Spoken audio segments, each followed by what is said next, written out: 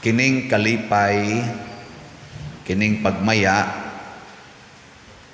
wa gini mag-agad og mga butang og mga tao sa kalibutan. Ang makahatag ra gyud ani mao ra gyud ang Ginoo. Wa gyoy butang way tao sa kalibutan nga makahatag niini. Mao na nga samtang nagpaabot ang mga tao nga moabot ng Ginoo, pag abot na gyud nga duol-duol na, naglipay na sila. Kay mahatag naman ang tinuod nga kalipay. Pananglitag mabuta ka karon, malipay ka dili. Pero tagaan kag $1 billion. Pero mabuta ka. Malipay ka dili. Sige na lang, mabungol lang ka. Mabungol. Tagaan kag 10 million pesos. Okay nimo? Mura mamog mga bungol. Sige. Maamang ka, maamang. Maamang ba? Kanang di nakakasulti. Tagaan kag house and lot nga mo worth og mga 50 million pesos. Okay nimo dili? Sige, malamog dili. Sige, tagaan ka og $100 billion. Mabakol ka, din adyod ka kalakaw. Sugot mo dili? Tagaan ka og 100 pesos. Pero mo gwapa ka. Sagot dili. Sagot? Yeah. Sige, kamong mga tiwasonon. Kuhaan mong balay, pero mabatanon ka. Anang abtig na kay ka. Sagot, dili. Ay, istoryahe.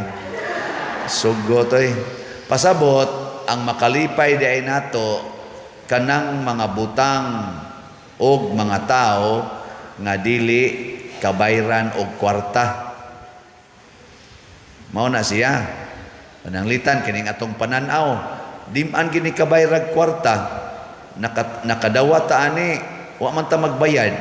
Kining makasulti ta, makalihok, makadungog, naatay panglasa sa pagkaon, maka-feel ta inighikap nato, way gabayad ani oy para mahitabo ni. Unya kun madaot na ni siya, gastuhan na tug maayo, di pa gyud mabalik sa iyang gitawag na tug original gyud, kay di lagi kita maoy hinungdan ani.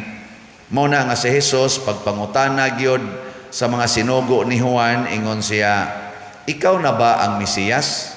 Pasabot ang maghahatag sa kaluwasan, sa kinabuhi. Ingon si Jesus, ako. Nya ingna nasuwan, unsay inyong nakita, ang mga buta nakakita, ang mga bungol nakadungog, wa gasto ikwarta ha, ang mga bakol nakalakaw, ang mga gisangla nangaayo, hasta pagani ang patay nabuhi. Way kwartang makahimo ani nga ang patay mabuhi. Okay, why kanang imong tupad patya ingna kanang di amang ko daghang kwarta, patyon tika ana buhion tikag balik, musugot ka na di ang Ginoo ray makahimo ani. Mao na nga unsa may buhaton, pasudla ang Ginoo, dawata ang Ginoo, malipay ka, nindot kayo imong bation, pasabot mo na ang kaluwasan, ang kalipay.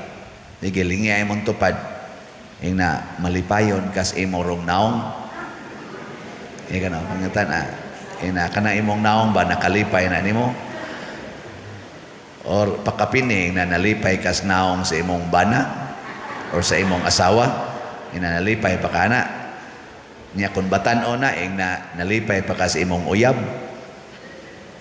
niya og pari gani nalipay pa kas naong sa madre ana ba niya madre nalipay pa kas naong sa pare niya moingon ka wan adyo ko malipay naong aning animal dako pasabot ana wa kay Ginoo, way Ginoo diha nimo ba? Na siya pasabot. Muna, pahinumduman kita nga mo welcome tas Ginoo. Matud pa sa unang pagbasa, inigabot nas Ginoo, manglukso tas kalipay. Mao gyapon gihisgutan tungod kay ang mga walog, ang mga disyerto mahimo na nga mga fruitful kaayo. Ang mga bati nga mga lugar nga dili katubuag tanom, mutubo na ang tanom. Ang mga amang makabati na, ang makasulti na, ang mga bungol makabati. Ingana ba? Ang bakol makalakaw. Og matod pa ni Kristo, og ang maayong balita gisangyaw ngadto sa mga kabos. Mao ni ang usagyod sa mga nindot kaayo kay maayong balita para sa kabos. Kamo dinhi, dato mo kabos. Iisa ang kamot sa tinuod yung dato. Kay ilista na tungan, tuwara ba tayo rate dito, pila imong ibayad ana. Wagi mo claim kasagaran, maingo jud. Unsa na diang aton kuan? Very poor, 1 piso to ana. Niya ang katong moderately poor 100 ba to? Ana, ang sagaran moderately poor. Wagi mo angkon kay ang regularly rich kay pila to diha? 5,000? Oh ana, wagi mo hatag 5,000 Pulos gyud poor. Oh na atong kabakakon. So karon unsa may maayong balita para sa mga kabos? Daghan kay nato musimba kay kun musimba ang maayong balita madato ka. No. Mangadto ana mga lugar nga kanang mga milagrosa kayo sama nang Simala, kanang Salindogon ba, adtos mga Santo Niño, adtos Rigla, Guadalupe, San Vicente sa Pitalo, San Vicente Bugo, agi-agian lang San Vicente Liluan.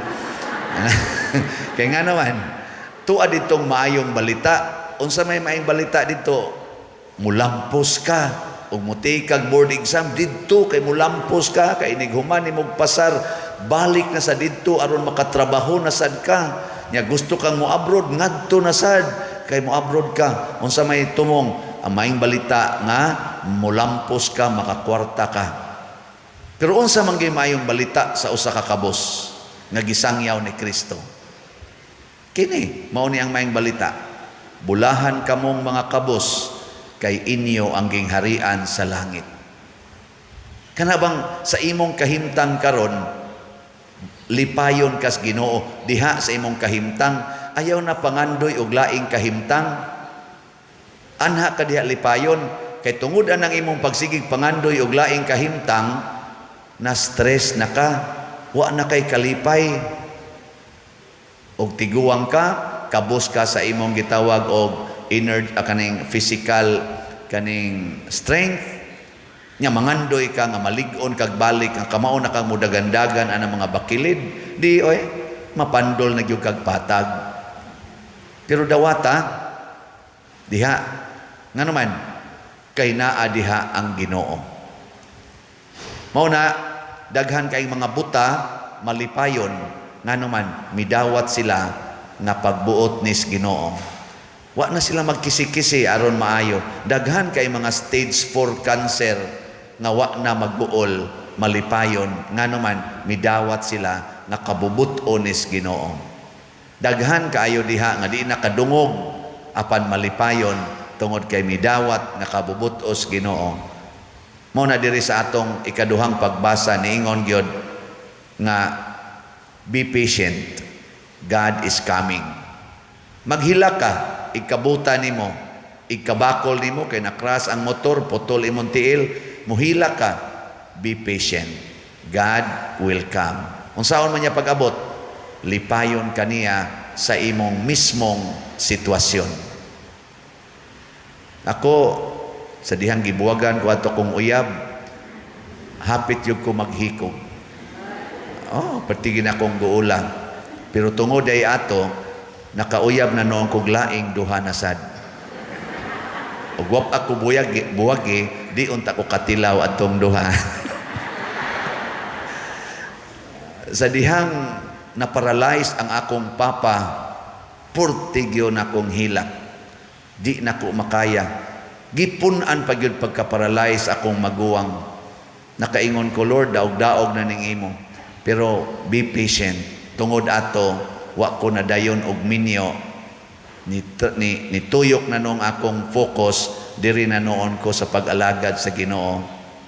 Karon, pari na, nindot na kaayo ang kolekta. Sige lang, paralyze lang mo diha, basta ako diri, kolekta lang yun ko. Wa man ko magtuo, moabot ko ani, pero niagi ko ato. Nag-eskwela pa ko, perting lisura, sudan lagloy ag-asin, kasagaran, suga na ko, kandila, maglakaw kasagaran, sige pangarga na, mutos, mangga, o guban pa. Pero, be patient. Wa to kaabot siyag napu katuig. Dito na kos bangko nagtrabaho pag human ato. Awa na pangargag mangga. Di na magsudan og loy ag-asin. Nanagay mga hiniwa, nanay mga kuan. Di ba? Ay na may sweldo. Pero partis ang lisuras akong trabaho dito. Siging overtiway. Kapoy kestanan ba? Taas kayong oras imo itrabaho, gamay ra kag sweldo. Sorry ha, sorry kayo. Kanang gamay na kog sweldo, gamay man sa gitinuod. Be patient. Ay lang yung kisi-kisi nga magsigreklamo. Tanawa, karon unsay nahitabo? Permi ng undertime. Pero overpaid. Nindot kayo. Ang Ginoo ra lagi mo usab, be patient. Naglagot ka ro sa imong bana, kay nangabit, be patient. Awa, di ba sa sunod, malipay na kang magsigig hagwa sa ilang anak. Maingon dahil ka, nindot sa ni pagkahimo na. Lahi sa amo, dahil amo diri ay murag, mubo makinig ilong, kanitaas-taas nig ilong niya. Malipay ka, di man ka atog kalipay, gikas Ginoo, dili gikan sa kabit, dili sa gikan sa imong bana, ang imong pagdawat, ng imo daing bana nangabit yun. Dawata, be patient. Kung ikaw sad bana nangabit imong asawa, magsige sa hagwa-hagwa o niya sa imong sa bata ba, anak sa imong asawa, kikas kabit, magsikag ingon, mura-mura magyug naong sa among parish priest. Ano ka na siya? Maudi ay kay magsige magunig simba kung asawa. Ano naliwat? Malingaw kay sa pariunon man siguro na kay puparihag na akong sa parish priest.